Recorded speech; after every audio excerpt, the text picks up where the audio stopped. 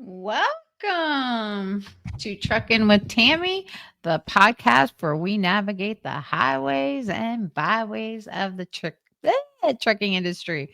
I'm your host, Tammy, and today we are talking about a topic that is my hot button. Are CDL training schools overcharging for the instruction they provide? I say yes. So let's buckle up and dive in. So, first off, let's set the scene. Did you know the average cost of CDL training can range anywhere from $3,000 to $7,000, with some schools charging up to $10,000 or more? What are you getting for that price? Is the quality of that instruction and the return of your investment worth it? I've talked to students, I've talked to instructors, I've talked to industry experts, and they all say basically the same thing. So I talked to a student driver that said they paid about $5,000 for their course, but they were rushed.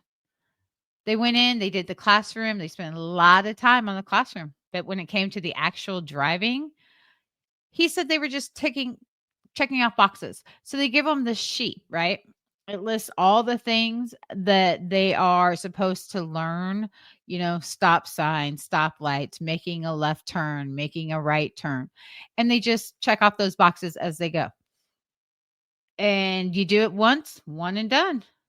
Later, Gator. And that's a common sentiment that I've heard. So what exactly should be included in these comprehensive CDL training programs? All right. According to experts, a well rounded CDL training program should cover classroom instruction. Of course, you got to learn regulations, the Green Book, safety, road rules, and extensive behind the wheel experience, which most people don't get. But why does the price seem to balloon? Right. So if you are also getting your hazmat or tanker, there's extended price for that as well. New trucks, more price.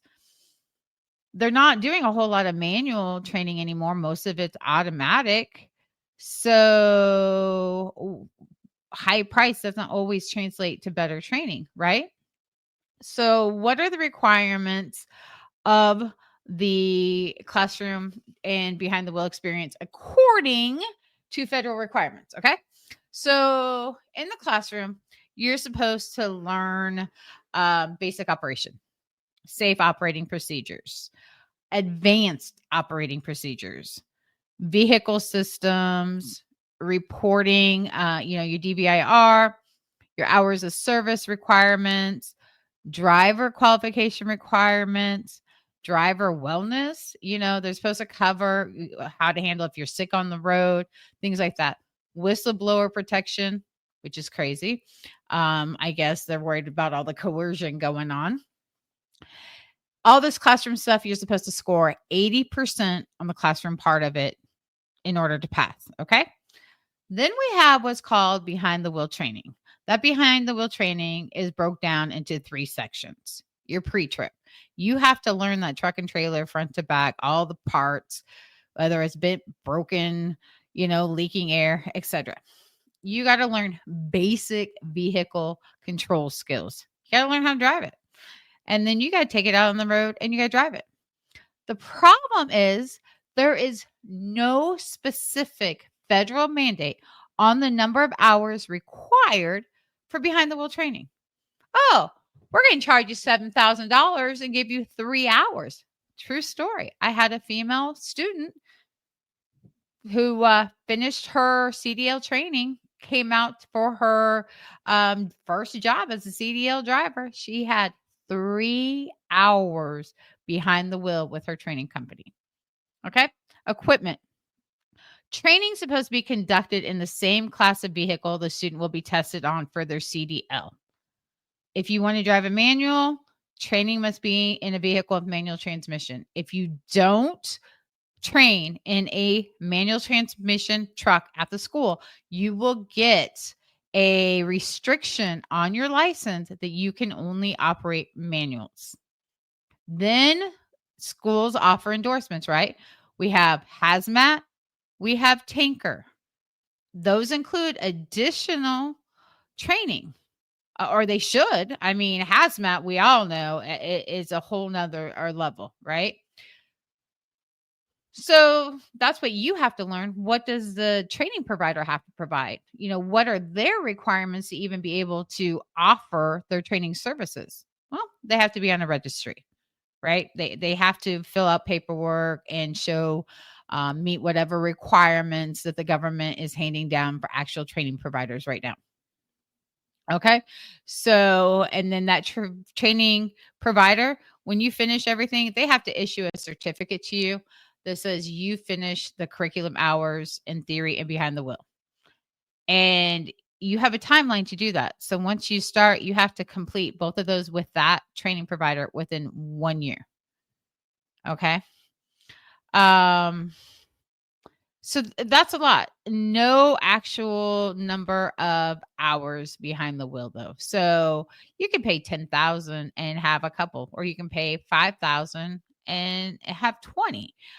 So not having an actual set amount, a number of hours is a serious issue in the training program. Okay.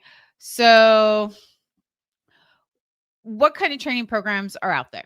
I went to a community college. So most of the community colleges offer a longer training program. Your other CDL training schools are basically set up on a 4-week training. Um, bear with me one moment.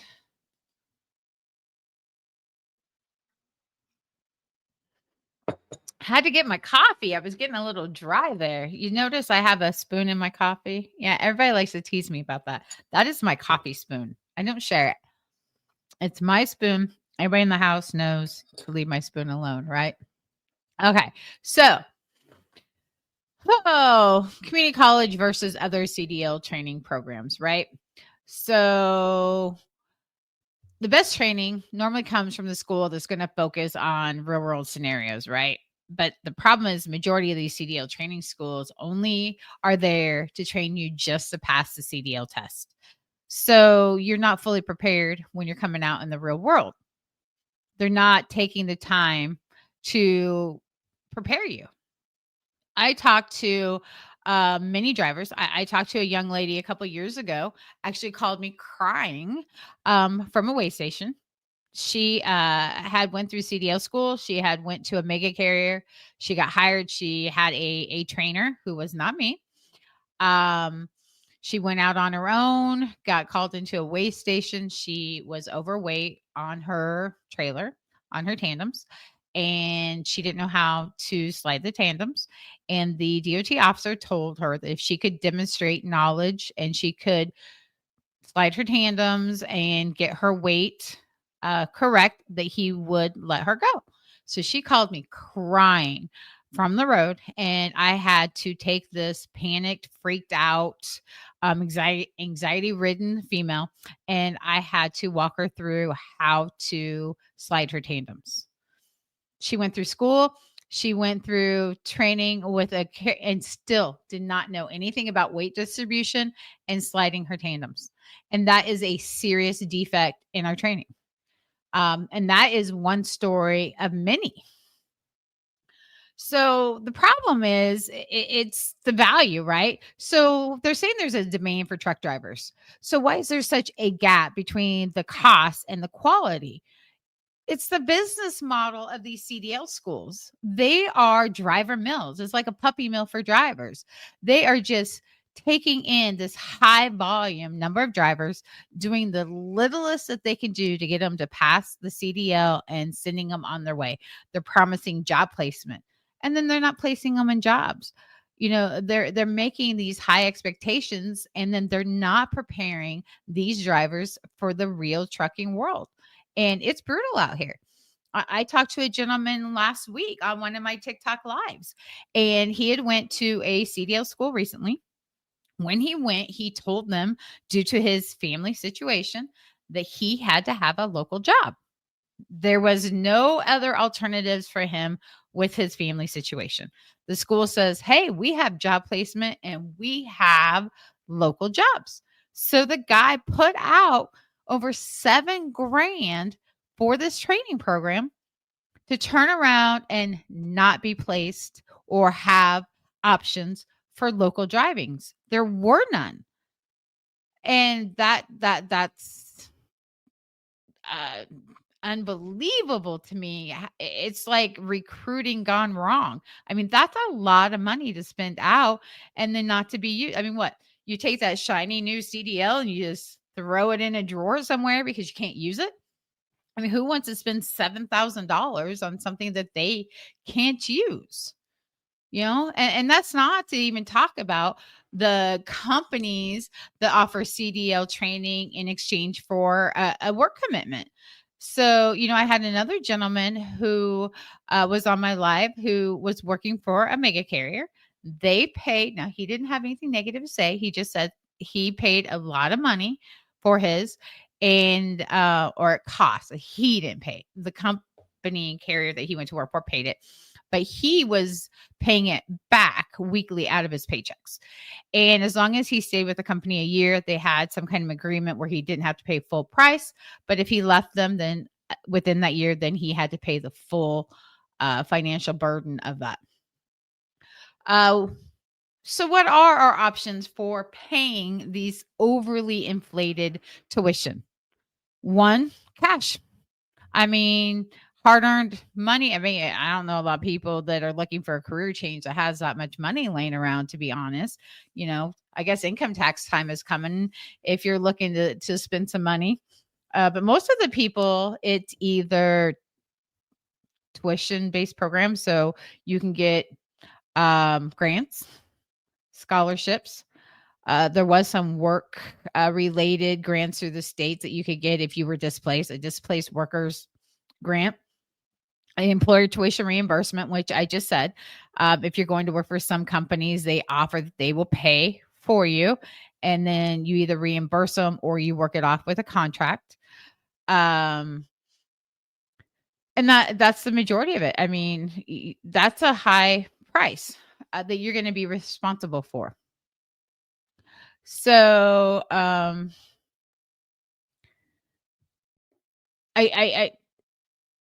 the amount of money that you're spending, though, you want to make sure that it's worth it. So you're a potential truck driver, right? And you are thinking about getting your CDL. And the first step that you're going to do is look for a training school, which you have to take, by the way. So a couple years ago, they passed a ruling that you can no longer just borrow a truck or get in a farm truck and go take the test on your own. You don't have that option anymore. You have to go through a training program. You have to pay a driving school for your training. So how do you make an informed decision? Oh, social media is a wonderful thing. The first thing you're going to want to do is a lot of research, right? So you're going to want to look for the school accreditation. You're going to want to look for reviews. And there are so many resources out. There's groups on Facebook. Everybody wants to put their experience somewhere, right? Look, search, pay attention, read. You want to know what their pass rate is. Nobody wants to pay that much money for a training program that they're not going to pass. And trust me, it happens a lot. I have a very good friend of mine who struggled in the beginning getting her CDL, and she went to not one, not two, but 3 different programs before she finally got enough training behind the wheel that she was able to pass. And she's a great driver now. She is an amazing driver, but she needed more than 3 hours behind the wheel to do her job, right? Also, some schools, go check them out. Drive over, see if they'll let you hang out in the classroom, see if they'll let you go out on the lot and see how the instructors are teaching. You want to know how many hours you're going to get. You want to know how long the program's going to take. You want to know how much of that's going to be focused on you, especially the behind the wheel stuff. Do you, how many people are in the truck with you? So when you go out, generally you have the instructor, and there's going to be a couple other students, right? And you all have to divide that time up between you. So you want to know, with all the behind the wheel, how many people that has to be divided up between. Okay. You're also going to want to look at financial aid and what your particular situation is and how you are going to pay for your schooling. Are you going with someone who's going to pay for it and you're going to dedicate a year and reimburse it? Is there a program in your area that's going to pay for it? Um, do you have a community college program that you're going to look at, right? Future employment. Future employment's a big deal. There are only certain companies that will take a new driver with zero experience. Know that. Know what you have to do. Dreams of local jobs right out the gate aren't always feasible, not in every area. A lot of areas you have to go out and do 3 months, 6 months, 9 months, or a year over the road to get your experience before you can move on to the next step. Okay. So experience is really important out here. So after all my rambling and talking about these CDL schools and what you can expect, if you're considering CDL school, again, I cannot emphasize how important research is. Look beyond the price tag. It's not all schools are the same. Success rate, other driver experiences, job placement, scholarships, anything that's available that'll keep the financial burden off of you is important. If a school is charging a premium rate, are they providing competent practical training? Are they going to prepare you for all road conditions? Or are they just driver milling you? Are they just pushing you through the system and they don't care if you're going to make it or not as long as you pay the money, right? Remember, your journey in trucking is going to be a long one. And in the beginning, it's an expensive one. It's really important that you choose wisely where you're going to start. Okay. Any questions, you can reach out. If you have insights, if you have an experience that you want to share, we all know how much I love experiences. You can reach out to me. I'm on TikTok. I'm on Facebook. I'm on LinkedIn. I'm on Twitter. I'm on all the socials. Trucking with Tammy. Tammy, you can find me. Stay tuned for more episodes where we'll continue to explore the ins and outs of the trucking world. Thanks for listening to this extended discussion, and I'll see you next week on Trucking with Tammy.